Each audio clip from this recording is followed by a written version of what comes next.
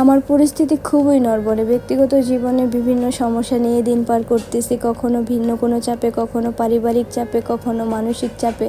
আমার মস্তিষ্ক ক্ষতবিক্ষত হয়ে আছে। তবু কেউ যখন আমাকে জিজ্ঞেস করে কী অবস্থা, উত্তরে আমি বলি আলহামদুলিল্লাহ, সবসময় ভালো। এর কারণ আমি এতটুকু বুঝতে শিখেছি, আমার খারাপ পরিস্থিতিতে এই দুনিয়াতে কারো কিছু যায় আসে না, কিচ্ছু না।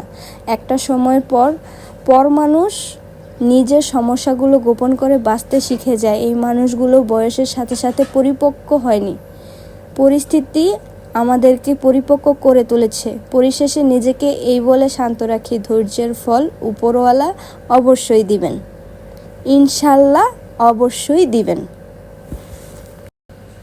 সময়টা খারাপ যাচ্ছে, তাই বলে কি সবসময় খারাপ যাবে? কখনোই না, ভালো সময় আসছে।